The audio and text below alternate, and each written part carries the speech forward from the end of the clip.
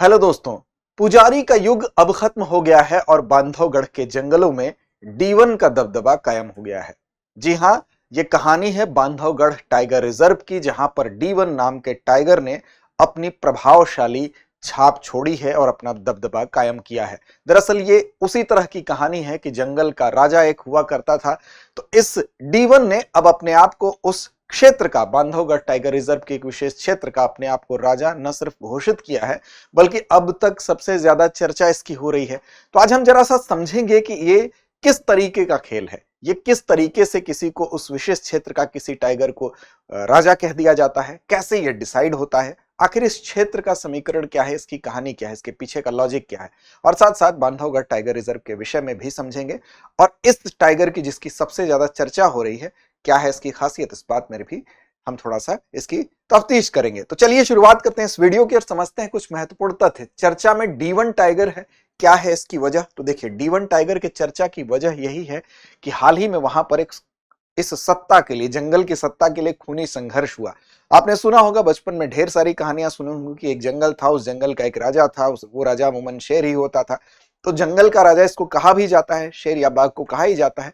अब देखिए, यहां पर जो बात हो रही है, तो पुजारी के युग का अंत हुआ है, यानी कि पुजारी जो है वो भी एक बाघ था और इसी बांधवगढ़ के जंगल में ही था, और उसके साथ संघर्ष हुआ इस नए D1, जिसका नाम कहा जा रहा है D1, इस बाघ का। और इस संघर्ष में D1 ने क्या किया? उस खूनी संघर्ष में वो घायल हुआ, पुजारी जो बाघ था, जो चर्चित बाघ था, और उस न सिर्फ वो घायल हुआ बल्कि उसकी मृत्यु भी हो गई। अब आप सोच रहे होंगे कि ये कोई अनोखी घटना है। दरअसल अनोखी घटना नहीं है, क्योंकि अगर आप देखेंगे तो शेरों के बीच में जो उनकी मृत्यु का एक बहुत बड़ा कारण है, उनके बीच में आपस में होने वाले इस तरह के संघर्ष है। अमूमन जो इसके बच्चे होते हैं, बाघों के या शेरों के जो बच्चे होते हैं, वो 2 साल तक अगर जीवित रह जाते हैं तो उसमें जीवित रहने की दर 50% ही होती है, यानी कि बाकी जो है संघर्ष में वो कहीं ना कहीं वो मारे जाते हैं। और उसमें भी इनमें एक विशेष टेरिटरी अपनी स्थापित की जाती है, यानी कि हम कह सकते हैं अपना इलाका, अपना साम्राज्य बनाया जाता है। और वो साम्राज्य भी अगर आप देखेंगे तो सभी बाघ या शेर नहीं बना पाते हैं, तो उसके लिए भी कुछ निर्धारित चीज होती है। तो देखिए, घटना की शुरुआत होती है मई 2026 में। खितौली क्षेत्र था और इस खितौली क्षेत्र में वर्चस्व के लिए D1 और पुजारी बाघ, जो पहले वाला था पुजारी बाघ, उनके बीच में खूनी टकराव होता है। परिणाम क्या हुआ कि पुजारी बाघ जो है उसकी मौत हो जाती है और नया साम्राज्य किसका बनता है? D1 का प्रभाव यहां पर खितौली कोर के साथ साथ पनपथा पचपेड़ी क्षेत्र तक ये फैल जाता है। तो दरअसल ये भी हम समझेंगे कि ये जो क्षेत्र होता है, ये टेरिटरी जो होती है, उसका निर्धारण कैसे होता है। और बाघ चूंकि बहुत संवेदनशील होता है, वो अपने क्षेत्र को लेकर, अपनी निजता को लेकर उसमें किसी भी तरह का इंटरफियर बर्दाश्त नहीं करता है। अब इसमें पूरा खेल ताकत का भी होता है। चूंकि ये जो बाघ है, इस बाघ की चर्चा इसलिए हो रही है कि इसकी जो शैली है वो बहुत आक्रामक शैली है, और साथ साथ 220 से लेकर 250 केजी तक इसका वजन है। और जिस बाघ को इसने संघर्ष में घायल किया, उसको gentle man of the jungle कहा जाता था। तो जेंटल मैन ऑफ जंगल को इसने क्या किया? संघर्ष में न सिर्फ घायल किया बल्कि समाप्त भी किया। तो दरअसल हम इसका मेन मकसद ये समझेंगे कि जो बाघों की टेरिटरी होती है, बाघों का जो इलाका होता है, वो कैसे डिसाइड होता है। तो आप जानते हैं कि नर बाघ भी हो सकता है और साथ साथ मादा बाघ भी हो सकती है। लेकिन अगर दोनों के टेरिटरी की बात करें, दोनों के इलाके की बात करें, जो नर बाघ होता है उसका क्षेत्र अपेक्षाकृत मादा के बड़ा होता है, यानी कि ये लगभग 60 से लेकर इसका विस्तार 150 वर्ग किलोमीटर तक हो सकता है। वहीं पर मादा जो होती है उसके क्षेत्र, यानी कि कई बाघिनों के क्षेत्र को, मादा बाघिनों के कई क्षेत्र को नर बाघ अपने क्षेत्र में शामिल भी कर सकता है। तो मादा बाघिन का क्षेत्र ज्यादा लंबा नहीं होता है, इसका 20 से लेकर 60 वर्ग किलोमीटर तक इसका क्षेत्र होता है। अब इसका रीजन ये होता है कि नर बाघ जो होते हैं वो शिकार करते हैं, और शिकार पर ही डिपेंड करता है कि इस एरिया का विस्तार कितना होगा। क्योंकि अगर आप देखेंगे तो जैसे कुछ ऐसे क्षेत्र हैं जहां पर इनका एरिया काफी बड़ा होता है, जैसे दक्षिण पूर्व एशिया में चले जाइए, रूस में चले जाइए, तो ये इलाका आपको काफी विस्तृत दिखाई देगा। ये जो 60 से 150 वर्ग किलोमीटर का एरिया है, ये क्रॉस कर जाता है लगभग। रूस में तो आप देखेंगे तो साइबेरिया के क्षेत्र में, चूंकि शिकार की उपलब्धता जितनी होगी उसी के अकॉर्डिंग यह क्षेत्र डिसाइड होगा। अगर कम क्षेत्र में ही, यानी कि 60 से 150 वर्ग किलोमीटर में ही शिकार पर्याप्त उपलब्ध होते हैं, तो वहां पर यह एरिया इतना ही होता है। लेकिन साइबेरियन क्षेत्र में आप देखेंगे कि बहुत दूर दूर तक शिकार की उपलब्धता होती है, विरल होता है, इसलिए वो इलाका बड़ा हो जाता है। तो अपने क्षेत्र को लेकर जो बाघ होता है वो बेहद संवेदनशील होता है और उच्च मृत्यु दर का कारण भी यही होता है कि वो अपने क्षेत्र में किसी दूसरे कह सकते हैं कि का हस्तक्षेप बर्दाश्त नहीं करता है। तो जब संघर्ष होगा तो संघर्ष में मृत्यु दर ज्यादा हो जाती है। आधे शावक, जैसा कि मैंने पहले ही बताया, कि 2 वर्ष से भी 2 वर्ष तक भी जीवित नहीं रह पाते हैं और जो आत्मनिर्भर बन जाते हैं बाघ, उसमें 40% ही ऐसे होते हैं जो कि अपना इलाका, अपनी टेरिटरी बना पाते हैं और बाघों का औसत काल 10 से लेकर 15 वर्ष तक होता है। अब यहां पर जिस बाघ की बात की जा रही है जिसने अपना दबदबा कायम किया, तो वंशानुगत भी इसके अंदर कुछ क्वालिटी आई, क्योंकि इसकी माता जो थी उसका नाम था डाटी। क्या नाम था? इसकी माता जो थी उसका नाम डाटी था और ये भी काफी यहाँ पर पराक्रमी बाघिन मानी जाती थी और इसके पिता को महामन नाम था, इसका भी खासा दबदबा था। तो हम जानते हैं कि अगर कोई चीज हमारे पूर्वजों में है तो वो चीज आगे भी वंशानुगत होती है। तो ये इसका इतिहास भी आप कह सकते हैं कि इसको वंशानुगत कुछ पराक्रम मिला था। अब बात आती है कि ये जो टेरिटरी होती है ये कैसे डिसाइड होता है कि कोई भी बाघ है उसका एरिया कैसे डिसाइड होगा। तो बाघ क्या करते हैं कि एक तो अपने गंध से निशान बनाते हैं। तो याद रखिएगा, उनके अपने मल मूत्र के त्याग के द्वारा या अपने अंदर से निकलने वाले कुछ अन्य केमिकल्स के द्वारा ये क्या करते हैं, इस एक विशेष गंध छोड़ते हैं। यानी कि चाहे वो अपने मलमूत्र को कहीं त्याग दें जिससे कि विशेष गंध निकले, या इनके शरीर से जो गंध निकल रही है अपने शरीर को पेड़ों से रगड़ते हैं, तो इससे क्या होता है, ये अपने गंध का निशान छोड़ते हैं। तो पहला ये होता है अपने स्मेल से, अपने गंध से। दूसरा एक शारीरिक लक्षण भी छोड़ते हैं। अब शारीरिक लक्षण की अगर बात करें तो शारीरिक लक्षण में क्या करते हैं, तो शारीरिक लक्षण में ये पैरों से अपने तनों को खरोच देते हैं। जैसे कहीं पेड़ ओढ़ है तो उस तने को खरोच देंगे और जितना गहरा निशान बनाएंगे, जमीन पर निशान बनाएंगे, उतना इनकी शक्ति का वो प्रतीक होता है।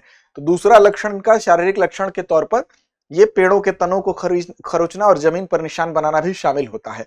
इसके अलावा अपना दबदबा जमाने के लिए ये दहाड़ लगाते हैं। क्या करते हैं? दहाड़ लगाते हैं कि इस एरिया में कोई नहीं आएगा, तो दहाड़ लगाने का काम भी ये करते हैं। तो ये वो तरीके होते हैं जिनसे कि वो क्या करते हैं, अपना एरिया, अपनी टेरिटरी डिसाइड करते हैं। और जो इस टेरिटरी में इंटरफियर करने की अगर कोशिश करेगा तो वहां पर क्या होगा, वहां पर संघर्ष होता है और इसी संघर्ष में ज्यादातर बाघों की मृत्यु होती है।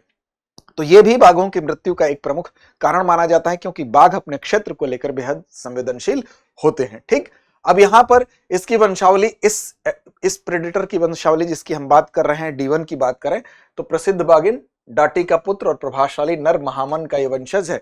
इसका व्यवहार जो है बेहद आक्रामक शैली है, अपनी सीमाओं की रक्षा में बहुत ज्यादा उग्र है। 200 से लेकर 250 किलोग्राम तक इसका वजन है और ये काफी खितौली जोन, पनपथा, धमोखर हिस्सों तक फैला हुआ इसका टेरिटरी है, इसका जो क्षेत्र है। और कैसे टेरिटरी डिसाइड होती है ये आपको अभी बता दिया गया है। तो ये संघर्ष का मूल कारण यही था कि टेरिटरी में हस्तक्षेप हुआ। अब इस चीज को आप समझिए, ये चीज वही आपको यहां पर ग्राफिक्स में दिखाया गया है कि नर बाघ का क्षेत्र 60 से 150 वर्ग किलोमीटर होगा और मादा से ये ज्यादा क्यों होता है, क्योंकि मादा स्थिर रहती है, ज्यादा शिकार के लिए एक्टिव नर होता है, तो उसका क्षेत्र थोड़ा व्यापक होगा। और मादा अपने बच्चों की भी देखभाल उसको करनी होती है, इसलिए वो क्या होती है, उसका क्षेत्र उतना ज्यादा विस्तृत नहीं होता है। तो 20 से 60 वर्ग किलोमीटर तक मादा बाघिन का क्षेत्र होता है। और बाघ अपने इलाके को गंध निशान, ये जो आपको बताया गया, अन्य संकेतों को चिन्हित करते हैं ताकि दूसरे वयस्क बाघ इसकी रक्षा जो है, उसके अंदर आने वाले जो दूसरे वयस्क बाघ हैं उसकी भी रक्षा करता है और उस क्षेत्र की भी रक्षा करता है। तो इसमें लीडर कौन होगा, जो ज्यादा ताकतवर होगा। ये कॉन्सेप्ट आप समझ गए होंगे। अब बात करते हैं, जरा सा चर्चा करते हैं जिसकी चर्चा ये हो रही है। यानी कि ये क्षेत्र अगर सामान्य जगहों पर होगा तो 60 से 150 वर्ग किलोमीटर होगा, लेकिन साइबेरिया जैसे क्षेत्र में जहां पर विरल शिकार की संख्या होगी वहां यह क्षेत्र विस्तृत भी हो सकता है। यानी कि ये चीज आपको यहां पर दर्शाई गई जो शुरू में ही आपको बताया जा चुका है। अब चूंकि ये सारा मामला कहां से संबंधित है, बांधवगढ़ टाइगर रिजर्व से संबंधित है, इसकी वजह से इस बाघ की चर्चा हो रही है। तो बांधवगढ़ टाइगर रिजर्व के बारे में भी जान जाइए कि उमरिया जो डिस्ट्रिक्ट है मध्य प्रदेश में, वहां पर इसकी स्थिति है। और इसका नाम कैसे पड़ा, तो इसका नाम पड़ा एक पहाड़ी के ही नाम पर, बांधवगढ़ जिसका नाम था। और बेसिकली बांधव का मतलब होता है भाई और गढ़ का मतलब होता है किला। इसके लिए एक ये भी प्रचलित है कि जो भगवान राम है वो लक्ष्मण को ये किला दिए थे, इसीलिए अपने भाई को ये किला दिए थे। तो बांधव का गढ़ यानी कि बांधवगढ़ इसका नाम पड़ा।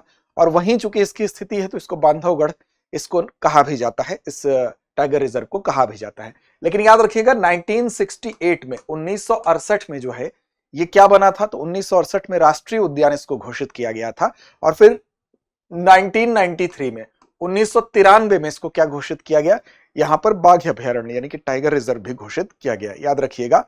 और टाइगर से संबंधित एक तथ्य और आपको याद रखना है कि प्रोजेक्ट टाइगर की शुरुआत कब हुई थी, तो प्रोजेक्ट टाइगर 1 अप्रैल 1973 को शुरुआत हुई थी। क्यों?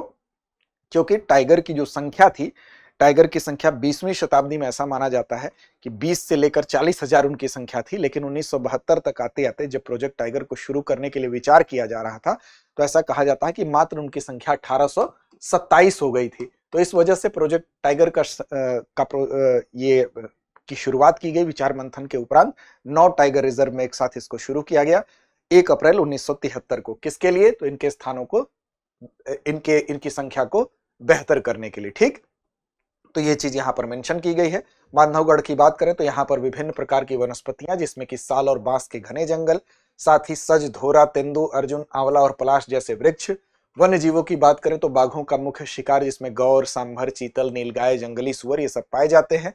तेंदुआ, भेड़िया, सियार, स्लॉथ बालू भी यहाँ, स्लॉथ बियर भी यहाँ पाया जाता है और 250 से अधिक पक्षियों की प्रजातियां भी इस जंगल को जीवंत बनाती हैं। तो यहाँ पर बांधवगढ़ के विषय में भी ये कुछ मूलभूत तथ्य थे जो आपको याद रखने हैं। तो फिलहाल आपको याद रखना है कि जो पुजारी नाम का बाघ हुआ करता था, जिसको कि जेंटलमैन क्या कहा जाता, जेंटलमैन ऑफ द जंगल कहा जाता था, अब उस जेंटलमैन को संघर्ष में समाप्त किसने किया, तो D1 ने समाप्त किया। ठीक, तो बांधवगढ़ टाइगर रीजन में D1 अब अपना प्रभाव इस नर बांध ने कायम कर लिया है और इसको खितौली का राजा भी कहते हैं। ठीक है ना, खितौली का राजा कहते हैं। और कैसे इनकी टेरिटरी डिसाइड होती है बांधवगढ़ के विषय में कुछ महत्वपूर्ण जो तथ्य थे वो आपको बताएंगे। अब आप चलिए चलते हैं हम अभ्यास प्रश्न की तरफ और इसकी जिम्मेदारी आप पर छोड़ते हैं, इसका जवाब दीजिए कमेंट बॉक्स में। सामान्यतः नर बाघों का क्षेत्र मादा बाघिनों की तुलना में कैसा होता है? छोटा होता है, समान होता है, बड़ा होता है या निश्चित नहीं है? तो उम्मीद है इसका सही जवाब आप कमेंट बॉक्स में जरूर देंगे। इसका जवाब दीजिए, साथ साथ चैनल को सब्सक्राइब नहीं किया तो कर लीजिए। लड़ते रहिए, ईमानदारी से अपने लक्ष्य की ओर बढ़ते रहिए। अब एग्जाम की तैयारी को और बेहतर करने के लिए हमारे चैनल को लाइक, शेयर और सब्सक्राइब करना ना भूलें।